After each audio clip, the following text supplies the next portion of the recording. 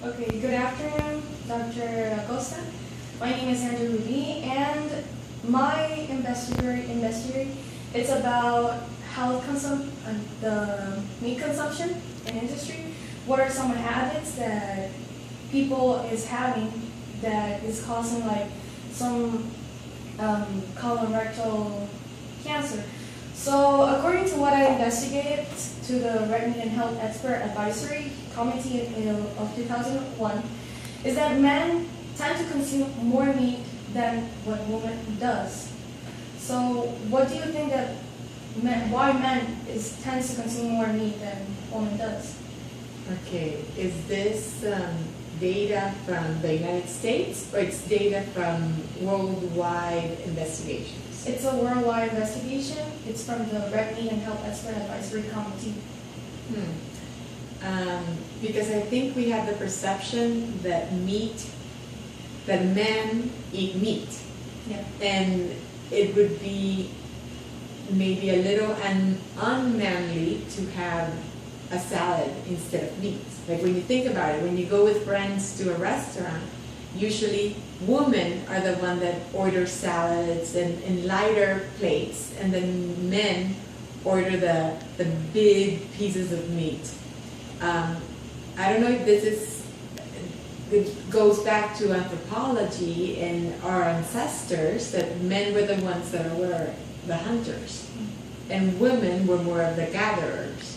So women would have a variety in their diet, and men would have mainly meat. So I don't know if it comes from anthropology point of our evolution.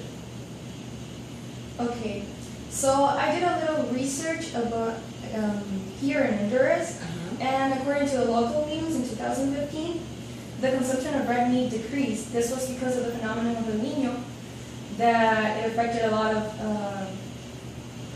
producers of meat. So, do you think that this phenomenon caused a change of the production of meat here in Zamorano? The production of meat in Zamorano. Yes. Okay, so Zamorano produces mainly pork. We produce beef, but it's mainly for genetics, and we produce some poultry, but it's also mainly for the egg production. So our plant receives mainly pork, hogs, in order to produce the different products. So in the pork production, we have feedlots. We have a facility that has the animals confined in a space, and they eat feed.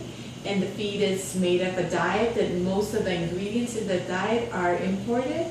So these weather factors didn't have a negative impact in the pork production here in Zamorano. It is true that in Honduras and the tropical region, chicken and other poultry products have a higher growth than red meat. But the reason for that is mainly economical. If you don't have the grass-fed beef, then you have to have feedlots, and you have to feed it with corn and other ingredients that are more expensive in this region. So then chickens have a smaller growth rate, a shorter time, so then they're cheaper. So and we see that not only here in this region, but we also see it in the States and in Europe. Chicken, not only is it perceived as more healthy, it's also cheaper. So poultry usually continues to grow. And even though red meat has had some health issues, and some people try to reduce their intake, the reduction worldwide has been minimal. Red meat has maintained its production and consumption, but we've had a very small, less than 1% reduction in red meat and a growth in poultry. Okay, so we can say that the consumption, if we put like in contrast, what's the consumption of Honduras population in San Marino is really different, right? As you said, because like most of the population of Honduras, like you said, because of socioeconomic reasons, they consume most of the time poultry. Yes. And also, I read about that an 80% of the population of Honduras consumes what is processed meat. Like, for example, Sausages. Exactly. Yes. Bacon. Well, it's mainly because of economic reasons. Mhm. Zamorano students eat a diet that when you compare it with their counterparts in their own countries is very different from what they usually eat. Because in Zamorano you eat a diet with a lot of meat. I mean, more meat than Central Americans would eat, more meat than South Americans would eat if we're talking about the countries that we serve, Colombia, Ecuador, Peru, Bolivia, more meat than them. But you eat, your diet in meat consumption assimilates the diet in the States, assimilates the diet in Europe, first world country diets. But when you think about the different types of meat, you also have more poultry than you have beef or pork. And that would be similar in proportion. When you think about how much meat a Central American eats in relation to how much poultry and red meat, then you would have similar data. Okay, so like I told you that 80% of the population it consumes like the processed meat. Mm-hmm. So, but there has been studies that have said that processed meat has an increase of risk to have colorectal cancer than what it is. Okay, see, that's interesting because when you look at the data, the headlines look terrifying because they say processed meat causes cancer. And the data actually, what it says is that processed meat might increase the probability of cancer. Humans have already have a probability. You have approximately 4.5% of having colorectal cancer. You were born with that probability. Men are higher than women. And then eating 50 grams of sausages a day might increase that in 18%, in the sense that instead of 4.5, you can have a 5.3% of having colorectal cancer. Okay, so saying that, they don't know exactly why this causes an increase in your probability.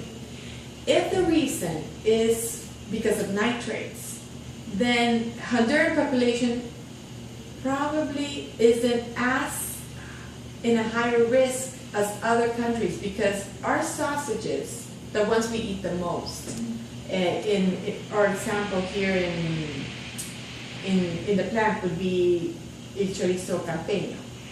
That sausage does not have nitrates in it. So in that sense, it depends on what type of sausage you're eating. Of course, the cheaper sausages, the ones that are more accessible economically to the higher percentage of the population, are products that you have to use nitrate in them if you want them to have, well, not only to have a shelf life, if you want to make them safe to be eaten. Because there's a balance between food safety and the additives that we use in the food industry to make sure that nobody's going to get sick with what we produce and what you consume.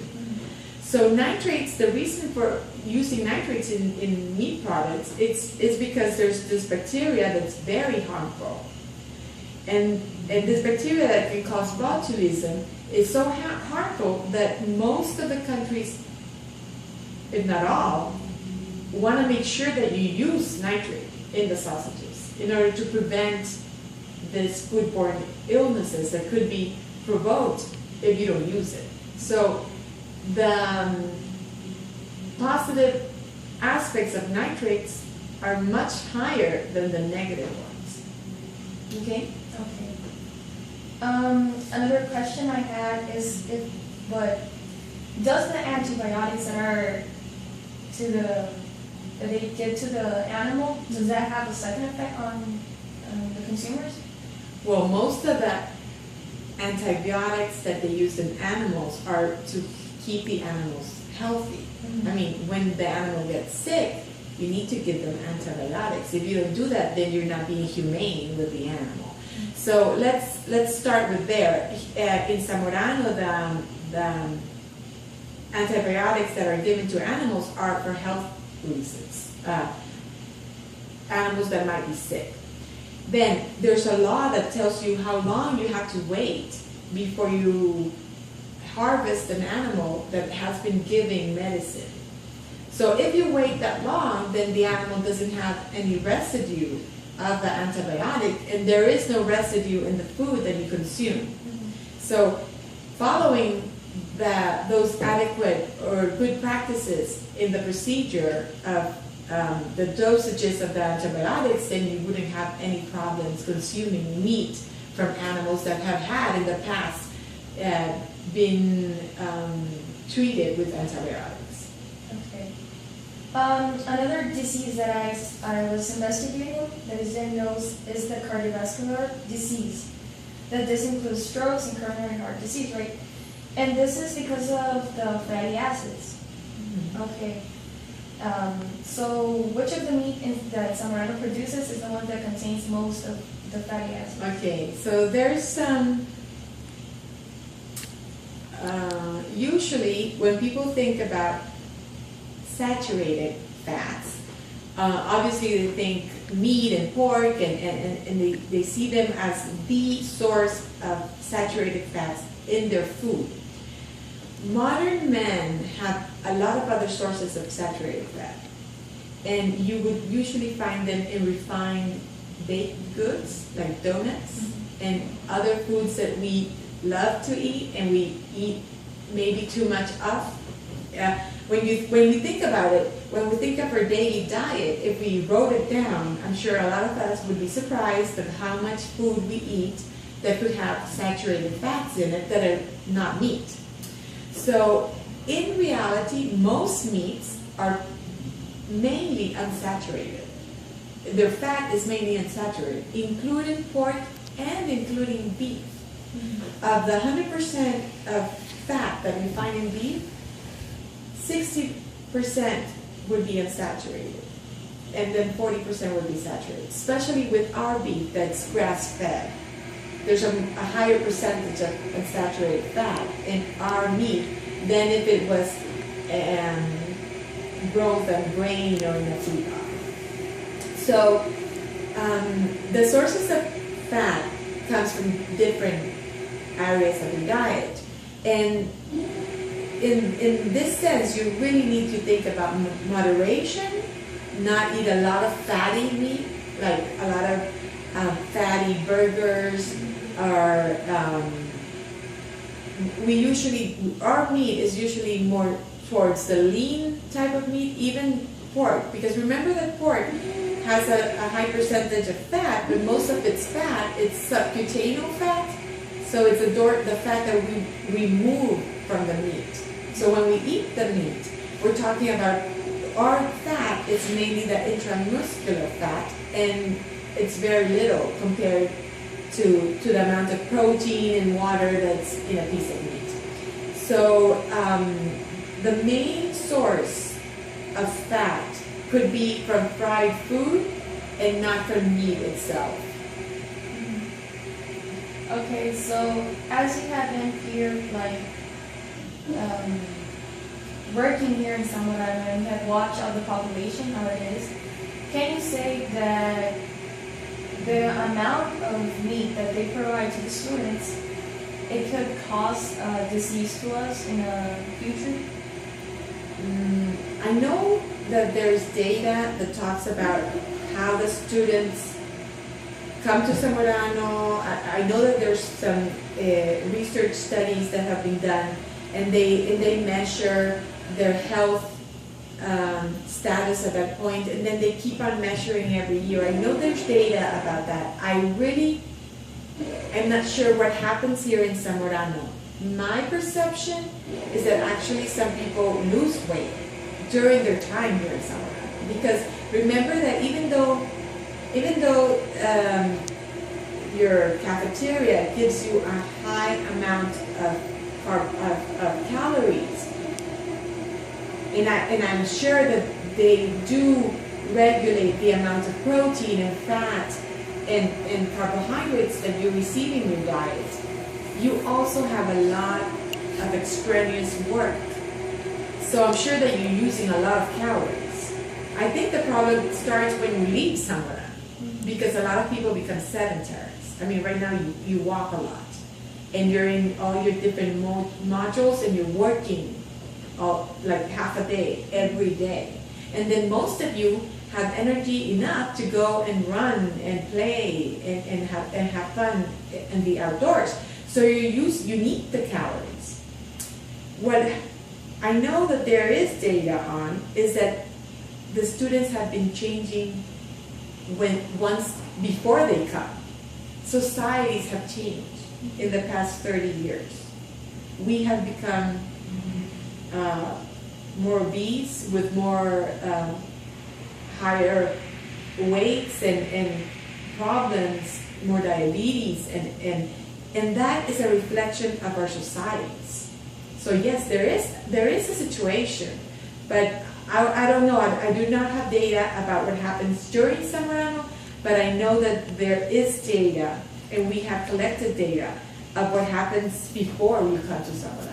Our societies are changing, our health habits are changing, our eating habits are changing, and that is causing serious problems for not only the young people, but also elderly and even children. Okay. So I think that's all for today, Dr. Acosta. So thank you for your time. And so I want to thank you.